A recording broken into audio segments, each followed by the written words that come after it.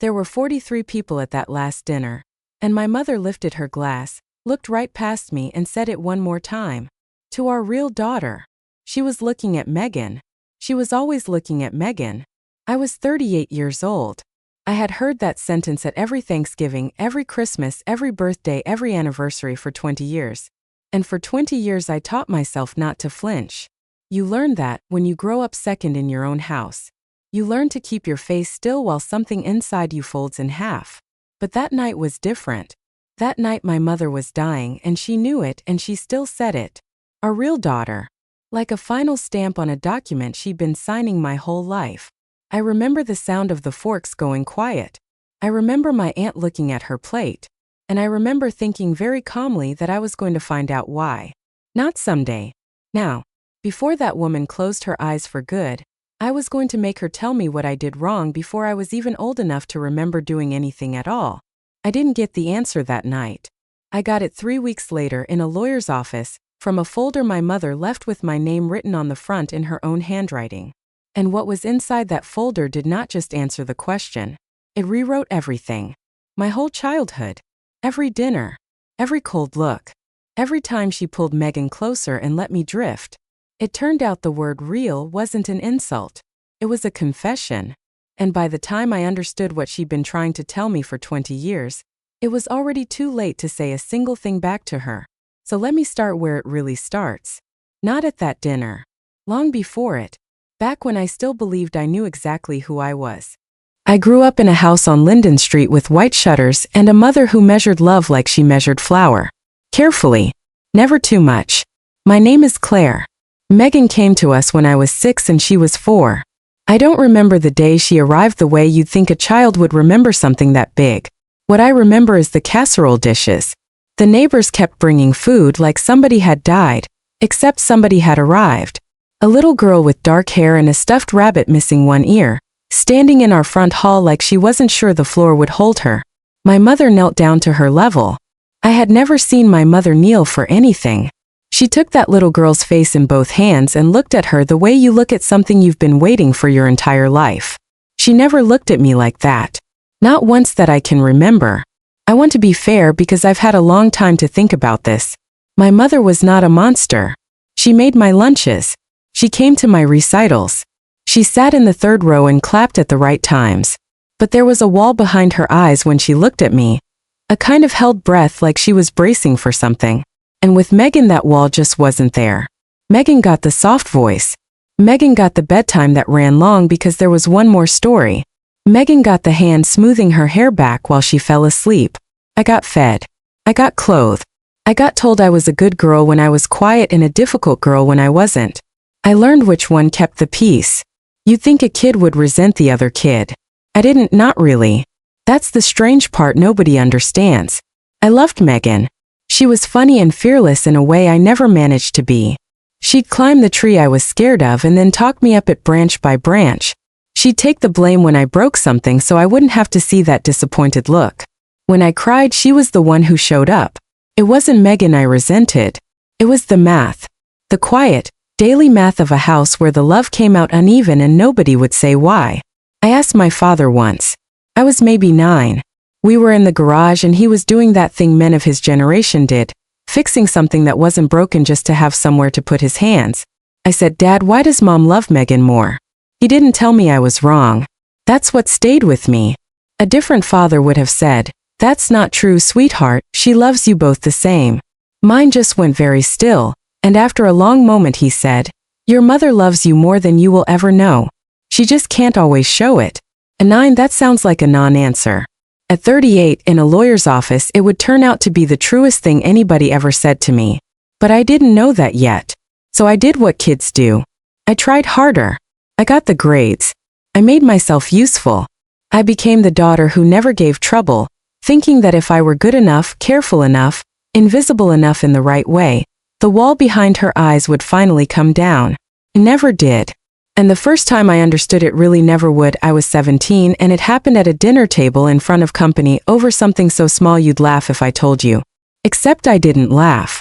I went up to my room and I made a decision about my mother that took me 20 years and one folder to undo. It was a Sunday. My mother had people over. the Hadleys from church and some cousin of my father's who talked too loud. I was 17 and I just gotten into the state university with a scholarship that covered almost everything. I was proud. For once I had something that was mine, something nobody could give to Megan instead. I'd been waiting all week to tell her. I pictured it like a scene from a movie, my mother's face opening up, that wall finally coming down because look what I did, aren't I worth it now? So at the table when there was a lull I said it. I told everyone about the scholarship. There was a little round of congratulations from the guests. And my mother smiled, a thin, polite smile, the kind you give a stranger's child, and she said, "That's nice, Claire." And then she turned to Mrs. Hadley and said, "You should hear what our real daughter is doing. Megan's been accepted to the conservatory. We're so proud." That was the first time I ever heard her say it out loud to other people. Our real daughter. About Megan. The adopted one. I didn't understand it. That's the thing I need you to sit with. It made no sense. Megan was the one who came to us with a stuffed rabbit and a different last name. I was the one who looked like my mother, who had her chin, her bad eyesight, her habit of biting the inside of her cheek when she was nervous. By every measure a child uses, I was the real one. And my own mother had just told a room full of people the opposite. I remember the heat climbing up my neck. I remember Megan beside me going completely still, her fork halfway to her mouth, because she heard it too, and she knew what it did to me. Megan always knew. Later that night she came into my room. She sat on the end of my bed and she said, "She didn't mean it like that. You know how she is." And I said something cruel, the kind of thing you say at 17 when the only person in reach is the one who doesn't deserve it. I said, "Maybe she meant it exactly like that. Maybe you should just take it since you take everything else." Megan didn't fight back. She just looked at me with those steady eyes and said, "Claire, I would trade places with you in a heartbeat. You have no idea." And then she left. I had no idea what she meant. I thought she was being dramatic. I thought, easy for you to say, sitting there in the warm spot by the fire while I freeze in the corner. I rolled over and I made my decision, the one I told you about. I decided that I would stop trying. That I would build a life so far from that house that my mother's coldness couldn't reach me. That I would love her the way she loved me. Carefully. Never too much. And I did. I went to that university. I moved 2 states away after. I called on holidays and kept it short. I built a marriage, a career, a life with clean edges and no room in it for the question that still sat in my chest like a stone. Why wasn't I enough? For 20 years I told myself I'd made peace with it. That's what we say, isn't it? We say we've made peace when really we've just stopped poking the wound so it can scar over crooked. What I didn't know all those years I was keeping my distance was that my mother kept a box. My father told me about it much later. A shoebox at the back of her closet, behind the winter coats and every report card I ever sent home, every newspaper clipping with my name in it, every Christmas card with my short careful signature, she kept all of it. Pressed flat. In order. Like evidence of a daughter she was watching from very far away and was never, ever allowed to reach. I didn't know about the box. I didn't know about any of it. I just knew the word real, and the wall behind her eyes, and the cold arithmetic of a childhood that never added up. And I would have gone to her funeral still not knowing, if she hadn't gotten sick. If the sickness hadn't been the slow kind, the kind that gives you a window. Because somewhere in that window, my mother decided that 20 years of silence was enough, and she started getting her affairs in order. Which is a polite way of saying she started deciding what I was finally allowed to know. The call came on a Tuesday in March. My father's voice, smaller than I'd ever heard it. "Claire, it's your mother. The doctors are saying months, not years. She's asking for you. She's asking for you." 3 words I'd waited my whole life to hear. And they arrived attached to the worst news, the way the good things in my family always seemed to come wrapped in something that ruined them. I flew home. I sat in the airport bar for an hour first because I didn't know what version of myself was supposed to walk into that house. The dutiful daughter? The wounded one? The one who'd built a wall of her own to match the one behind her mother's eyes? I needn't have worried about which version to bring. Because the woman in that hospital bed wasn't the mother I'd braced against for 38 years. She was so small. That's what undid me at the door. My mother had always been a large presence in a small body, all posture and control, the kind of woman who could silence a room by setting down her fork. And the sickness had taken all of it. She was just a small gray woman in a bed, and when she saw me, her eyes filled, and she said my name like it cost her something. Claire. I sat down. I held the hand she offered, and it was so light it scared me. We talked about nothing. The flight. The weather. Megan was there too, of course, Megan who had stayed close all these years. Megan who looked at me across that bed with an expression I couldn't read. Somewhere between relief that I'd come and dread about something I didn't understand yet. I stayed 8 days. And in those 8 days my mother and I had more real conversation than in the previous 20 years combined. And yet every time the talk drifted anywhere near the thing, the why, she'd close like a door. I tried once. I said, "Mom, I need to ask you something and I need you to be honest with me." And she looked at me with such fear, such naked fear, that I lost my nerve. I told myself there'd be time. There's never time. That's a thing nobody warns you about. You think the dying happens slow enough to leave room for the conversation. Doesn't. One night she was tired but talking. The next morning she was somewhere we couldn't follow, and 3 days after that she was gone, and the question went into the ground with her, or so I thought. The funeral was large. My mother had been important in our town, on every committee, in every pew. People I didn't know told me what a wonderful woman she'd been. How devoted, how she'd talk about her girls. Her girls. I smiled and thanked them and felt like a fraud in my black dress. Megan and I barely spoke at the service. There was something between us now, some pressure in the air, and I was too raw to name it. At the reception she found me by the coats and said, "Claire, there are things you don't know. Mom wanted to be the one to tell you. She left something with the lawyer." And before I could ask what, my aunt swept in with a plate of food and the moment closed. The lawyer's office was 3 weeks later. I almost didn't go. I told my husband, what's the point, she's gone, whatever's in there is just the estate, the house, the dividing up of a life I was barely part of. He said, go anyway. You'll always wonder. So I went. Megan was already there when I arrived, sitting very straight in a chair too big for her, and she wouldn't meet my eyes. The lawyer was a kind older man who'd known my parents for decades. He went through the ordinary things first. The house. The accounts. Standard, expected, split between the two of us in a way that surprised me with its fairness. And then he paused. He took off his glasses. He reached into his desk and he took out a folder, a plain manila folder, soft at the corners from handling, and on the front in my mother's careful, unmistakable handwriting was one word. Claire. Your mother gave me this 2 months ago, he said. She was very clear. You were to read it alone after she was gone. Megan already knows what's inside. Your mother told her years ago. He slid it across the desk. I'm sorry. She said to tell you she was sorry too, and that she ran out of courage, not love. I looked at Megan. Megan was crying without making a sound, the way she used to as a kid when she didn't want to be heard. And I opened the folder. The first page was a birth certificate. Not Megan's. Mine. Except the names on it weren't the names I knew. The mother listed was a woman named Dolores Vance. The father blank. The baby a girl born at a county hospital 2 states away. 8 months before the date I'd celebrated as my birthday my entire life. I read it 3 times. The words kept rearranging themselves. Dolores Vance. I didn't know any Dolores Vance. I looked up at the lawyer and I said, I don't understand. This isn't mine. There's been a mistake. He didn't say anything. He just looked at me with that terrible gentleness, and I understood there was no mistake, and I went back to the folder because my whole body needed to know. The second page was a letter. My mother's handwriting, but shakier than the name on the front, written over what must have been many sittings, the ink changing color where she'd stopped and started. My dear Claire, it began. By the time you read this I will be gone, and you will finally know the thing I should have told you when you were old enough to hear it. I have rehearsed this letter for 20 years. I have never once gotten through it. You are not my biological daughter. Megan is. I sat there in that chair and the room went very far away. She wrote it plainly because she'd run out of years to soften it. Megan was hers. Megan was the child she carried, the child of her body. And I was the one who came from somewhere else. I was the one with the different last name, the one who arrived in that front hall.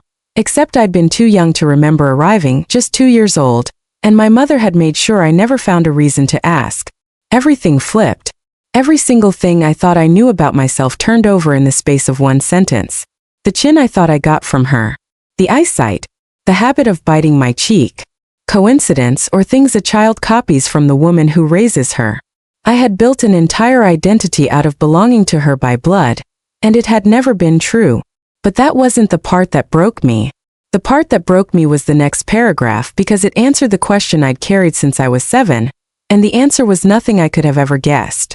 Megan, she wrote, was born before I married your father. I was 19 and alone, and the man was gone, and where I came from, in the year that I was 19, a girl who did that was finished. Her family was finished.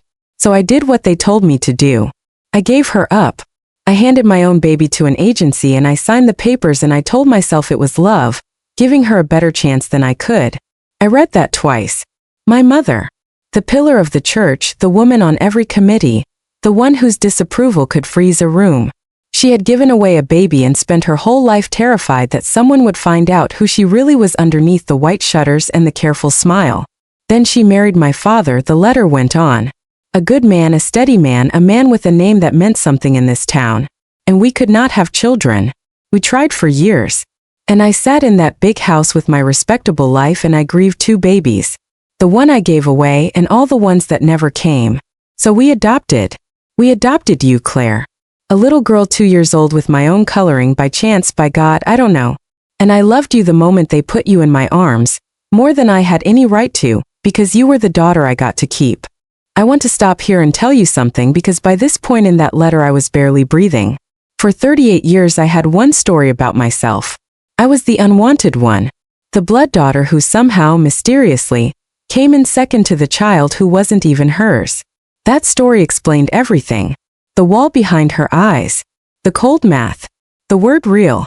I had built my whole life on top of that story like a house on a foundation, and the letter in my hands had just told me the foundation was upside down. I wasn't the blood daughter. I was the adopted one. And the favoritism I'd spent my childhood drowning in had never been favoritism at all.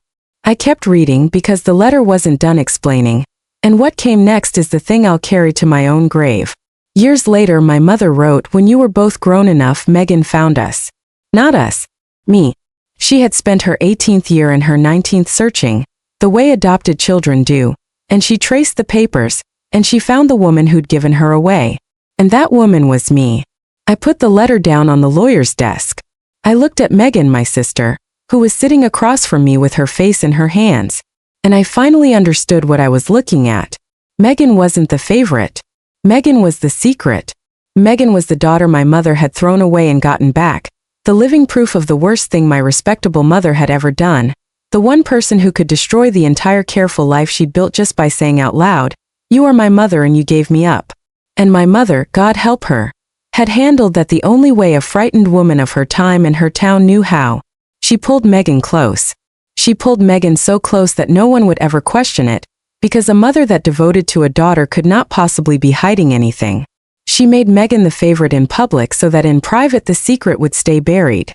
The performance at every dinner, the soft voice, the hand in the hair, it was love, yes, but it was also armor. It was a woman covering a wound by wrapping her arms around the very thing that caused it. And me. The word real. The letter explained that too. And this is where I had to put it down and walk to the window because I couldn't see the page anymore. I called Megan our real daughter, she wrote, because Megan is the only one I could not say the truth about. With you, Claire, I could have said it. Adopted. The town knew. There was no shame in it. A respectable couple who couldn't have children taking in a little girl. People admired us for it. But Megan, I could never let anyone wonder. So I overcorrected. Every time I felt the secret pressing up, every time I was afraid someone might look too closely, I said it. Our real daughter. To shut the door. To make it unthinkable. I never once saw your face when I said it. I have seen it every night since. I would give back every comfortable year of my life to unsay those words to you. I stood at that window for a long time. Because do you understand what she was telling me?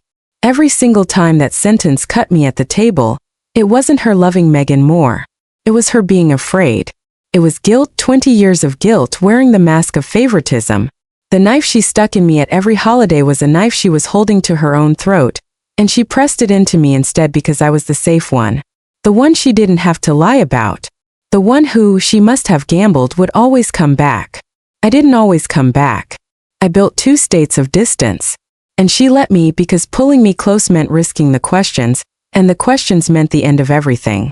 She chose her secret over my childhood. That's the ugly truth under the sad one, and I'm not going to pretend the letter erased it. It didn't, but it changed the shape of it. It turned a story about a daughter who wasn't loved into a story about a mother who was so ashamed of her own past that she couldn't love either of her daughters out in the open. One she hid behind too much love. One she hid behind too little. And both of us grew up starving at a full table, for reasons neither of us could see. There was one more page in the folder. And that page was about the house and the money, and it was the page that was about to turn my grief into a war. The last page wasn't in my mother's handwriting. It was a legal document typed, stamped, signed. An amendment to the will, dated 6 weeks before she died. I'd already heard the lawyer read the ordinary version out loud at the start of that meeting. The house, the accounts, standard, expected, split between the two of us in a way that surprised me with its fairness. And then he paused. He took off his glasses. He reached into his desk and he took out a folder, a plain manila folder, soft at the corners from handling, and on the front in my mother's careful, unmistakable handwriting was one word. Claire. Your mother gave me this 2 months ago, he said. She was very clear. You were to read it alone after she was gone. Megan already knows what's inside. Your mother told her years ago. He slid it across the desk. I'm sorry. She said to tell you she was sorry too, and that she ran out of courage, not love. I looked at Megan. Megan was crying without making a sound, the way she used to as a kid when she didn't want to be heard. And I opened the folder. The amendment said that the house on Linden Street, the white-shuttered house I grew up in, was to go to Megan. Not split. All of it. The house and the land it sat on, and a separate account my mother had kept that none of us knew about. All of it to Megan alone. To me, the amendment left a sum of money. A generous sum. But money. Numbers in an account. While Megan got the place where my whole childhood happened, the kitchen where the casserole dishes piled up, the front hall, the garage where my father fixed things that weren't broken. I felt the old math come roaring back. 20 years of it in a single line of legal type. Even now, even from the grave, Megan gets the home. Claire gets the check. The real daughter gets the house and the other one gets sent away with a settlement, the way you pay off someone who has no real claim. I heard myself say, I'd like a copy of this. In a voice that wasn't mine. Cold. Flat. The voice I'd built at 17 and never fully put down. Megan looked up. Claire. Don't. I stood. I just found out my entire life is a lie, and the first thing the will tells me is that I'm still the one who gets less. Some things don't change, do they? She spent 38 years making sure I knew my place, and she made sure I'd know it after she was gone too. That's not what this is. Megan was on her feet now too. Claire, you don't understand the house. I understand the house perfectly. The house goes to the real daughter. It's the only consistent thing this family has ever done. I walked out. I drove to my hotel and I sat on the edge of the bed shaking, and somewhere in that shaking the grief turned into something harder, something with edges, because grief you can't fight but a will you can. I called a lawyer of my own the next morning. I used words like undue influence and diminished capacity. I said the amendment was made when she was sick, when she wasn't herself, when she could be steered. I told myself I was fighting for fairness. What I was really doing was taking 38 years of being second and finally, hitting back at something that couldn't fold its face still and pretend it didn't hurt. For 3 weeks I let that fire burn. I wouldn't take Megan's calls. She left messages and I deleted them without listening because I knew if I heard her voice I'd lose the anger. And the anger was the only thing holding me up. Then a letter came to my hotel. Not from a lawyer.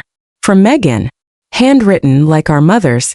And for a second when I saw the envelope my heart did something complicated. Inside was one page and a key and a folded piece of paper that turned out to be a photograph. I read the page first. And the very first line took the fight out of me so fast I had to sit down on the hotel floor. Claire, the letter began. You can have the house. I was always going to give it to you. Let me tell you why she left it to me, and then do whatever you need to do. I sat there on the floor of that hotel room and I read my sister's handwriting, and the whole structure of my anger came down around me one beam at a time. She left me the house, Megan wrote, because she didn't trust herself to leave it to you. She was afraid that if she gave it to you outright, you'd sell it. Cut the last tie. Take the check and the deed and disappear for good, 2 states away. The way you've been disappearing your whole life. And she couldn't bear the thought of strangers in that kitchen. So she left it to me because she knew I'd never sell it, and she hoped that one day I'd give it to you myself freely, and that you'd take it from my hands instead of hers. She thought you might be able to accept from me what you could never accept from her. She was trying even at the end, even clumsily, to give you the home. She just couldn't figure out how to do it without you slamming the door. So she did it the only way she knew. Sideways. The way she did everything. The key in the envelope was the key to the front door on Linden Street. I picked up the photograph next. It was old, the colors gone soft and orange the way they do. It showed a young woman, maybe 20, holding a baby on her hip in front of a building I didn't recognize. The woman was thin and tired and beautiful in a worn-out way, and she was looking at the baby like the baby was the only thing keeping her on the earth. On the back, in my mother's hand, Dolores with Claire. The only photo I have. She asked me to keep her safe. I kept that promise the only way they let me. Dolores. The name from the birth certificate. My mother. My first mother. The one who carried me. Megan's letter explained it because Megan, it turned out, had spent years finding out everything our mother couldn't say. Dolores Vance was 19 when she had me, Megan wrote. The same age our mother was when she gave you up. Think about that, Claire. 2 19-year-old girls, one giving away a baby, one keeping one she couldn't afford. Dolores got sick when you were 2. There was no family, no money, no man. She knew she was dying and she did the bravest thing a person can do. She found a couple who'd take her little girl and give her a real life. A safe one. A home with white shutters. And the couple she chose, Claire, the couple she begged to take you, was our mother and father. Our mother didn't adopt you by chance. Dolores chose her. A dying 19-year-old looked at the world and picked the woman who would raise her daughter, and she picked the one woman in that town who knew exactly what it cost to give a baby away. Because our mother had done it herself. That's why she said yes so fast. That's why she loved you the moment they put you in her arms. You weren't a replacement, Claire. You were a second chance to do the thing she'd done wrong the first time. To keep one. To not let go. I put the letter down. I was crying in a way I hadn't cried since I was a child, the kind that comes from somewhere under your ribs, because everything I thought was rejection had been a frightened, broken kind of love passed down a line of frightened, broken women, each one doing the only thing she could think of, each one getting it wrong in a way that looked exactly like not loving you. The wall behind my mother's eyes. I finally knew what it was. It wasn't coldness. It was a woman looking at a child she swore to keep safe for a dying girl. Terrified every single day that she'd fail that promise the way she'd failed Megan. Bracing. Always bracing. Loving me so hard and so scared that it came out stiff, came out wrong, came out as distance because she didn't know how to hold something that precious without her hands shaking. I stayed on that floor a long time. And then I called my lawyer and I told him to drop everything. If you've made it this far with me, into the part where the anger runs out and there's nothing left but the truth, then I'm asking you to do one small thing. Subscribe and stay with me because the stories I tell here are all like this one. They look like cruelty until you get to the last page, and then they turn into something you weren't ready for. That's the whole reason I started telling them. Now let me tell you what I did with the key. I drove to Linden Street. I hadn't been back to that house since the funeral, and I sat in the rental car across the street for almost an hour, looking at the white shutters, before I could make myself walk up. Megan was already there. She'd seen my messages. She was sitting on the front steps in her coat, the way she used to sit when we were kids and one of us was in trouble, and when I came up the walk she stood, and neither of us knew what to do with our hands, and then she just said hi, and I said hi, and 38 years sat down between us on those steps. We went inside. The house smelled the same. That undid me first, before anything. The smell of a place that raised you, lavender and old wood and something underneath it that has no name except home. We walked through it slowly, the two of us, into the kitchen where the casserole dishes had piled up the day Megan arrived. Except now I knew that day was the day my mother got her secret back. The day the careful life got its crack. We sat at the dining table. The table.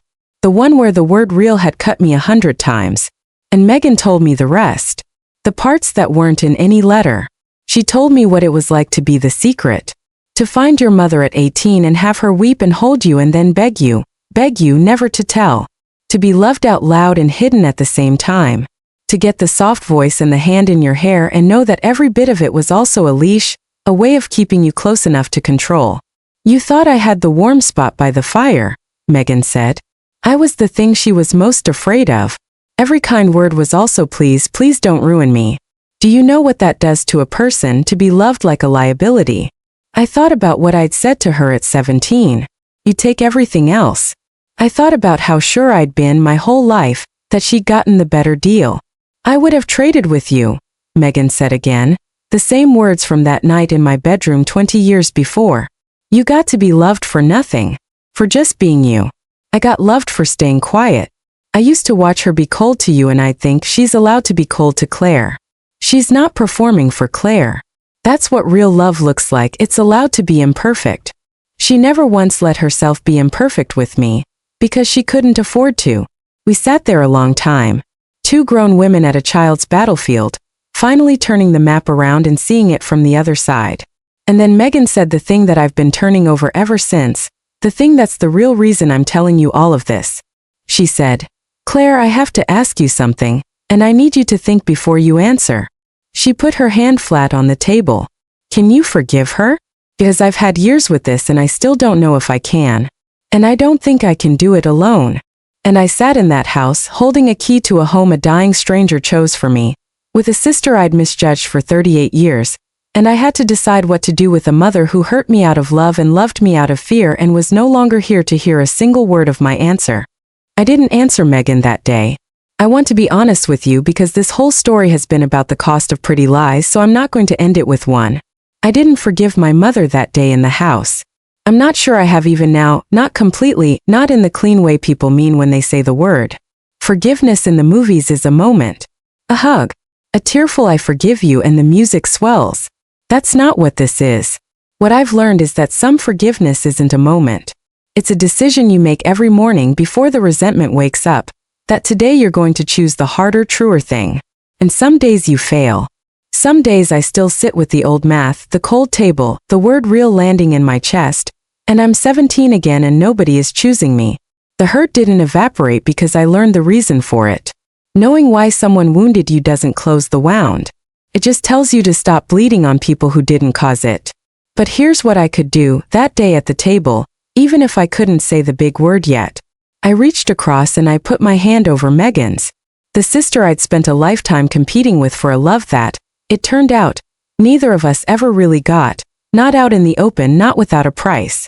And I said, I can't forgive her yet, but I can stop letting her decide how you and I treat each other. That part's ours. She doesn't get a vote anymore. Megan started to cry. And then so did I. And we sat in that kitchen and cried for two little girls who grew up starving at a full table, and for the frightened woman who set that table and couldn't bring herself to tell either of them the truth, and for Dolores, 19 and dying, who chose that woman because she somehow knew she knew that a mother who'd given a baby away would never, ever take this one for granted. I kept the house. Megan signed it over to me and I didn't sell it. I live there now. My husband thinks I'm a little crazy for it, moving back to the town I spent 20 years running from.